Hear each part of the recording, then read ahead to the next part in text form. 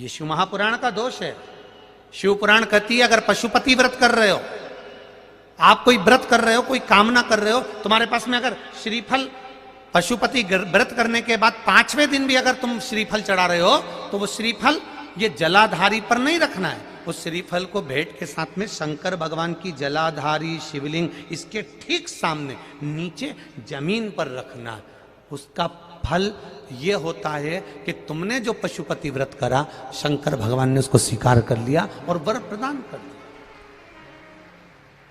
पर कई लोग इसमें ऐसे बैठे होंगे जिन्होंने वो श्रीफल 11 रुपया भेंट, वो जो जलाधारी है जिस पे शिवलिंग रखा उसी पे रखा, हम तो शंकर जी को देंगे, हम तो शंकर जी। और सरल भाषा में समझ लो इसको,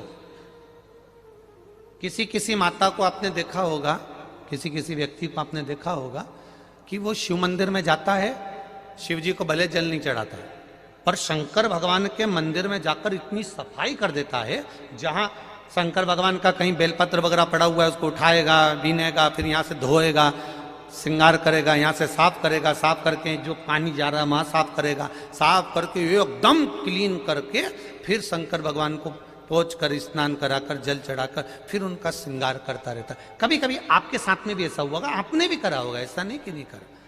कभी कभी सब दूर सफाई के बाद शिवलिंग की सफाई करना भूल गया, या शंकर जी के शिवलिंग पर जल चढ़ाना भूल गया, जल चढ़ाकर आ गया।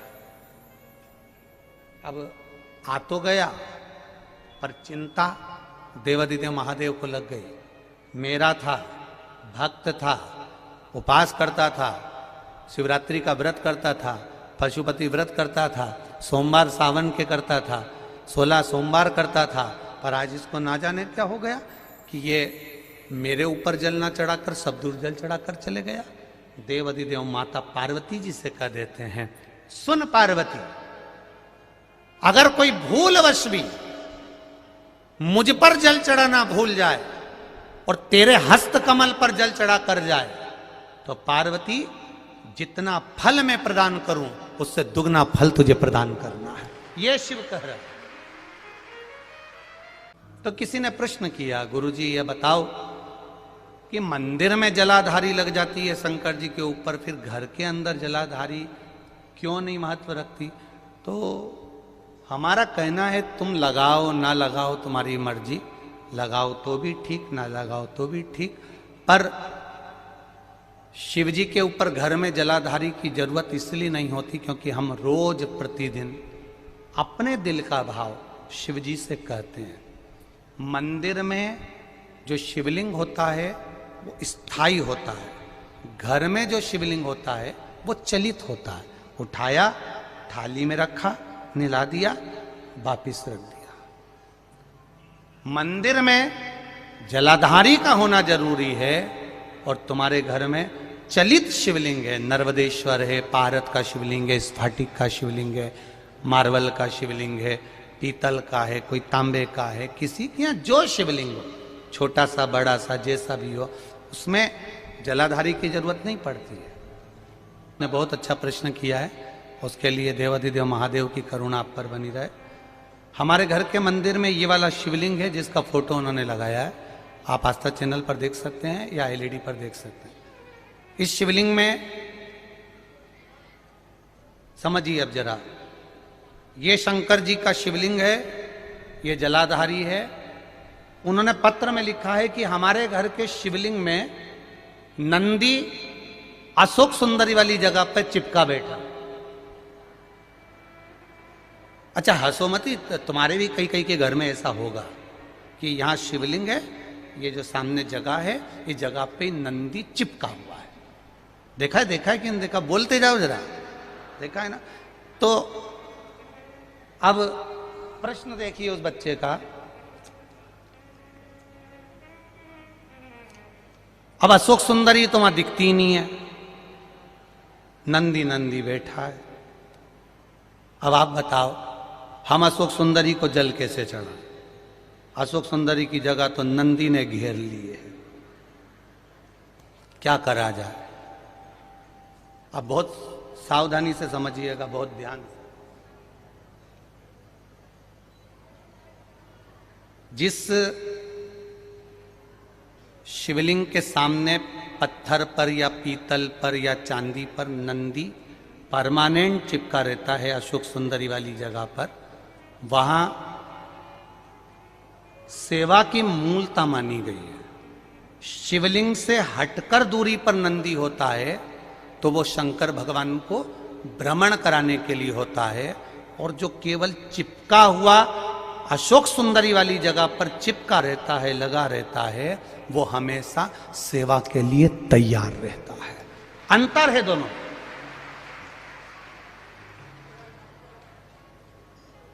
दोनों में अंतर है, जरा समझिएगा इस चीज को। एक ड्राइवर वो होता है जिसको फोन लगाया जाता है, कहां है, क्यों, क्या काम है, सीओर जाना है।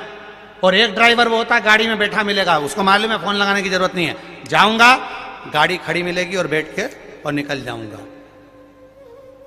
मंदिर में जो शिवलिंग है वो दूर है, और जो चिपका हुआ सुख सुंदरी वाली जगह पर जो शिवलिंग है वो स्थान पर सेवा के लिए तत्पर खड़ा हुआ मेरा नंदी और शिवलिंग है, तत्पर खड़ा है,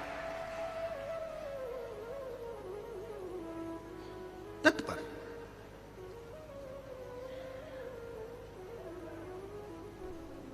अब उसने एक प्रश्न किया है इस प्रश्न में कि पूजन कौन से शिवलिंग की करना चाहिए।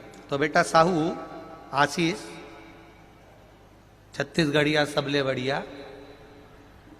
तो आशीष साहू ध्यान रखें, शिव महापुराण विद्धेश्वर संहिता कहती है एक छोटा कंकर भी है और वो जलाधारी पर नहीं भी रखा है और उसको तुमने शिव मान लिया है तो वो शिव ही रहेगा, ये निश्चित है। मानो तो मैं गंगा मां हूं, ना मानो तो बहता पानी। ये आपके ऊपर, आप क्या मान रहे हो। शंकर जी के हाथ में कपाल चिपका, नंदी समझ गया कि शिव जी मौन क्यों है, कह दिया बाबा अगर किसी जीव का शरीर एक बार गोदावरी के घाट पर पहुंच जाता है और गोदावरी का मात्र जल का छींटा उस शरीर पर पड़ जाता है तो कपाल किसी का भी हो या कितनी भी ब्रह्महत्या लगी हो वो ब्रह्महत्या से छूट जाता है। शिवजी ने कहा गोदावरी, हाँ। शंकर भगवान ने पूछा ये गोदावरी कौन है, तब नंदी ने गोदावरी की कथा कहना प्रारंभ करी। वो गोदावरी जिस गोदावरी ने महादेव आपके लिए निरंतर तप करा, साधना करी, आराधना करी, गंगा, यमुना, सरस्वती, नर्मदा, जितनी भी पवित्र नदियां हैं वो सारी पवित्र नदियां गोदावरी को देखकर तप करना चालू करती हैं। वो गोदावरी कोई साधारण नहीं है। क्या करना चाहिए, शंकर भगवान उस नंदी से पूछ रहा, नंदी कह रहा एक बार गोदावरी के तट पर चलना चाहिए, तो मैं कहां जाकर बैठूंगा। नंदी ने कहा वो मैं बता दूंगा महादेव, आप चलो तो सही। नंदी ने छोटे से बछड़े का रूप लिया, बछड़े का रूप लेकर महादेव को लेकर नंदी चल पड़ा। चलते चलते जैसे जैसे गोदावरी के करीब में आया, नासिक की धरा पर पहुंचा, पंचवटी पर पहुंचा, और पहुंचते से गोदावरी के सामने शंकर भगवान को बिठाकर नंदी ओझल हो गया।